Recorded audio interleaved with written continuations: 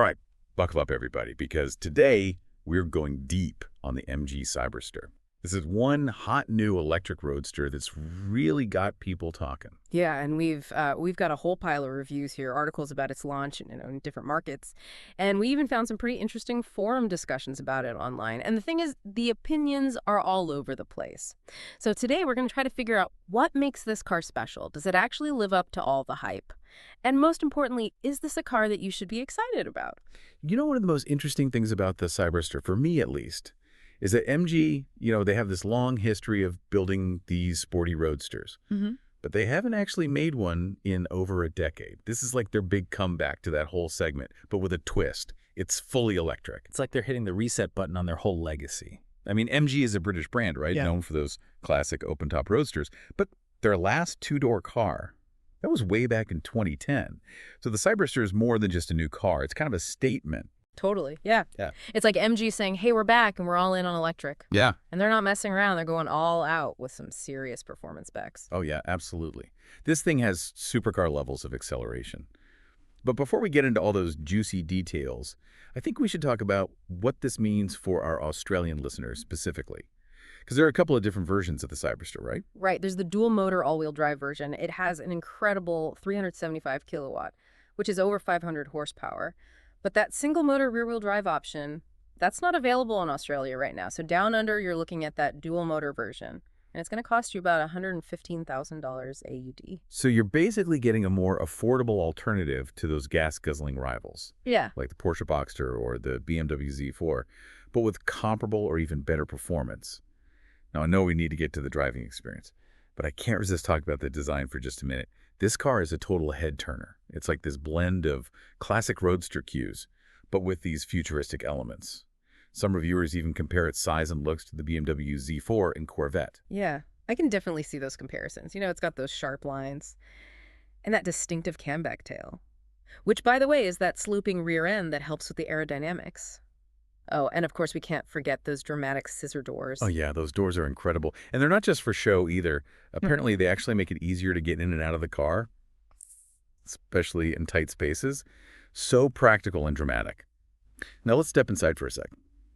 The Cyberster's cockpit is seriously like something out of a sci-fi movie. It has a triple-screen dashboard.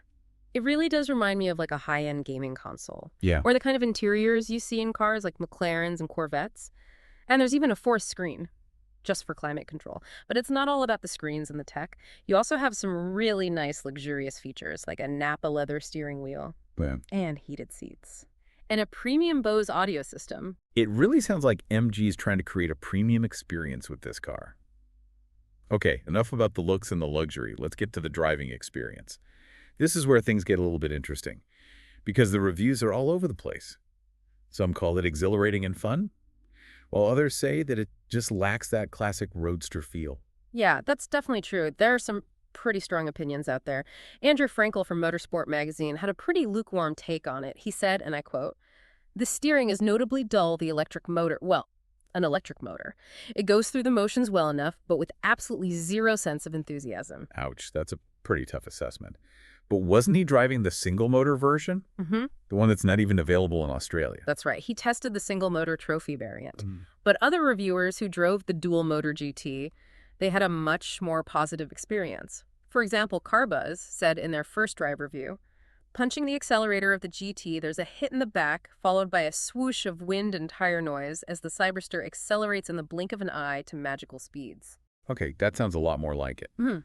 So maybe it's not fair to judge the Cyberster based on just the single-motor version. I think that's fair to say, yeah. It sounds like that dual-motor GT really delivers on the performance. But, maybe instead of trying to be a pure track-focused roadster, maybe the Cyberster is actually aiming for something a little bit different. Interesting. What do you mean? Well, think about it. It's got all that power, but it also has a decent range and a pretty comfortable ride. Maybe MG is positioning it more as a grand tourer. A car that's meant for those long, enjoyable drives, rather than just carving up corners on a racetrack. That makes sense. But some people might say, hold on a grand tourer with dull steering. Is that really what you want when you're out on a scenic drive? That's a valid point, and it brings up a really good question. Who exactly is MG targeting with this car? It's this really interesting mix of classic roadster looks and modern EV tech. Plus, you've got all those almost PlayStation-esque features in the cockpit. Yet, you're right. If they're not going after the die-hard roadster enthusiast, then who are they trying to reach? It seems like maybe they're aiming for a younger audience. Someone who's a bit more tech-savvy, maybe even someone who's never considered an MG before. I think you might be onto something there. This could be MG's way of attracting a whole new generation of buyers. People who are looking for a stylish, tech-laden EV, but that also has a little bit of that classic roadster charm. So it's not just about building a great car, it's about changing the whole perception of the brand. Exactly. And that's where the halo car idea comes in. Even if you yourself aren't in the market for a $115,000 sports car, the Cyberster is still generating all this buzz, and it's making MG look a lot more exciting and innovative. It might even make you consider some of their other more affordable models. That's a good point. The Cyberster is a statement piece. It's MG's way of saying, hey, we're doing cool things, and we're a brand to watch. Exactly. It's about pushing boundaries and defying expectations. So what do you think? Does this combination of classic roadster looks and modern EV tech intrigue you? Are you the kind of driver MG is trying to reach with this car? We'll be right back to dive into some more of the details, like range and charging, and how the Cyberster stacks up against the competition. Okay, so let's talk about some of the practicalities of owning a Cyberster. Because all that power and style, it's not much good if the car's a pain to live with. Right, exactly. What about the range? I mean, this is an electric car. And I have a feeling those 3.2-second 0 to 100 sprints are going to drain that battery pretty quickly. Well, the Cyberster has a 77-kilowatt battery, and MG claims a WLTP range of up to 443 kilometers. Hold on. WLTP. For those of us who don't speak car jargon, what does it even mean? Ah, good point.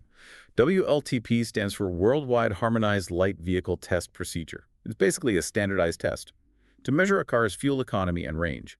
The thing is, those official figures tend to be a bit optimistic. So real-world range is probably going to be lower, especially if you're having a bit of fun with that accelerator pedal. Exactly. Based on the reviews and real-world tests we've seen, it looks like a range of 380 to 400 kilometers is more realistic. Okay, so that's still a pretty decent amount of driving, but maybe not quite enough for a super long road trip without stopping to charge a couple of times. Speaking of charging, how long does it take to juice this thing up? Well, the good news is the Cyberster supports fast charging. So if you use a 150 kilowatt-hour DC charger, you can go from 10% to 80% charge in just 38 minutes. That's not bad at all. It definitely beats hanging around a charging station all day. All right, so we've talked about performance design practicality. Let's go back to that question of who MG is targeting with this car. You mentioned that they might be going after a younger, more tech-savvy audience. But do you think they're also trying to position themselves as a luxury brand? I mean, $115,000 AUD is a lot of money. That's a really interesting question. Traditionally, MG has been known for building affordable sports cars. But with the Cyberster, they're definitely moving into a more premium segment. Whether they can really compete with those established luxury brands, like Porsche and BMW, well, I guess only time will tell. I guess we'll have to see if buyers are willing to spend that kind of money on an MG. Yeah. But it's definitely a bold move. It is, and I think it speaks to a larger trend that we're seeing in the car industry. A lot of brands, not just MG, they're really pushing the boundaries of what's possible with EVs.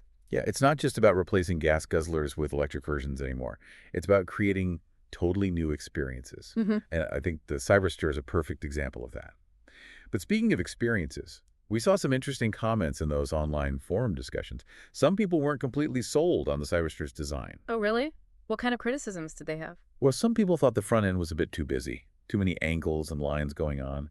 And some others weren't crazy about the camback rear end. They said it wasn't as elegant as it could be. Yeah, I can see where they're coming from. It's a pretty bold design. It's not going to appeal to everyone.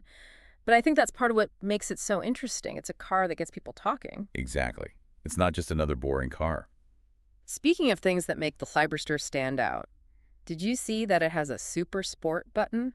Wait, a Super Sport button, what does that do? It's not quite an ejector seat, but it's pretty close. Apparently, it activates track mode, which sharpens the throttle response, stiffens the suspension, and basically unleashes the full power of that electric powertrain. Wow, that sounds intense. I can only imagine what it feels like to hit that button and let loose all those horses. The reviews say it's quite the experience. But the Cyberster isn't all about raw power and performance. It's also got a ton of high-tech features. We talked about those 4 screens in the cockpit. But it also has things like adaptive cruise control, lane keeping assist, blind spot monitoring. and a 360-degree camera system. So they're really going all out on safety and driver assistance. Which makes sense, considering the target audience. Younger drivers tend to really like those tech features. And here's another feature that caught my eye. Something called vehicle to load, or V2L. V2L, I haven't heard of that. Basically, it means you can use the car's battery to power other devices. So like imagine you're out camping, you could plug in a fridge or some lights, even power tools, all using the Cyberster's battery. That's pretty cool. It's like turning the car into a mobile power station. Exactly. You could even use it to charge another EV in an emergency. So it's got the performance, the tech, the looks. But at the end of the day, the big question is it worth the $115,000? Right. To answer that, I think we need to compare it to the competition. And I don't just mean other electric sports cars. I'm talking about those classic petrol-powered roadsters. You know, the ones that have been dominating this segment for years? All right, let's bring on the challengers. Coming up next, we'll be comparing the Cyberster to some of the biggest names in the sports car world to see if it can really hold its own. All right, so it's time to see how the Cyberster stacks up against some serious competition. And I think we got to start with a true legend, the Porsche Boxster. It's been the gold standard for sporty roadsters for decades, and it's still a tough act to follow. Yeah, absolutely. The Boxster starts at around, what, $135,000 AUD, so it's a little bit pricier than the Cyberster. And of course, it's petrol-powered, so you're not going to get that instant torque or that silent acceleration of an EV. Right, but it's a Porsche. It's got the badge, the heritage, that driving feel that so many people love. You know, I'm curious. For you, would the classic appeal of a Boxster outweigh the Cyberster's tech and performance? That's a really tough one. I think it just depends on what you value as a driver. You know the Boxster's all about that precise handling, that perfectly balanced chassis. It's just that unmistakable Porsche driving experience. It's a car that makes you feel connected to the road. So for someone who really values that pure analog driving experience, the Boxster might still be the more tempting choice. Possibly, yeah. But you know, the Cyberster offers something completely different. It's about that instant power and the futuristic technology. It's a real statement car. It's a head-turner for sure. Something the Boxster with its more understated style might not be. So it's like a choice between a classic, refined driving experience versus a more modern, tech-focused one. Apples and oranges, I guess. Yeah, you could say that. Both are amazing sports cars in their own way, but they appeal to different types of drivers. All right, so the Boxster represents that traditional petrol-powered roadster, but what about a competitor that's closer to the Cyberster in terms of technology and design, something a bit more modern? Well, in that case, I think we have to talk about the BMW Z4. It's got a sleek and modern design. It's available with a really powerful 6-cylinder engine, and it's packed with all the latest tech. Plus, it's got a retractable hardtop roof, unlike the Cyberster's soft top. That could be a big plus for some people who want something a little more practical, you know, for all-weather driving. Oh, for sure. The Z4 is definitely more versatile in that way, and price-wise, it falls right between the Cyberster and the Boxster, starting at around $120,000 AUD. So it's a bit pricier than the Cyberster, but you're getting that BMW badge and a more refined, luxurious driving experience. Exactly. The Z4 is a really well-rounded sports car, but it doesn't have that same raw power or that head-turning design of the Cyberster. It's definitely more understated, maybe even a bit more grown-up. Interesting. So we've got the classic Porsche, the refined BMW, but what about a true electric competitor? Is there anything out there that can really go head-to-head with the Cyberster? Well, there's one EV that comes to mind, the Tesla Roadster. But there's a catch. Oh, a catch. What's the catch? The new Tesla Roadster has been announced, but it's not actually in production yet. And when it finally does hit the market, it's expected to be a lot more expensive than the Cyberster. So for now, at least, the Cyberster is in a class of its own. It's the first mass-produced electric roadster to hit the market.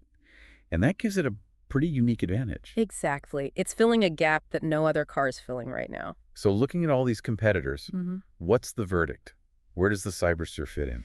Well, you know, I think the Cyberster represents a really important moment in the evolution of the sports car.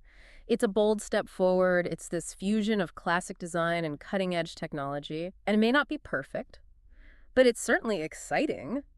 And it makes you think. I totally agree. It's a car that challenges the status quo. It pushes boundaries, and it starts conversations. And in a world where cars are becoming more and more the same, that's incredibly refreshing. Definitely. It brings something new and exciting to the table. So what about you? Is this the car for you? That's a question only you can answer.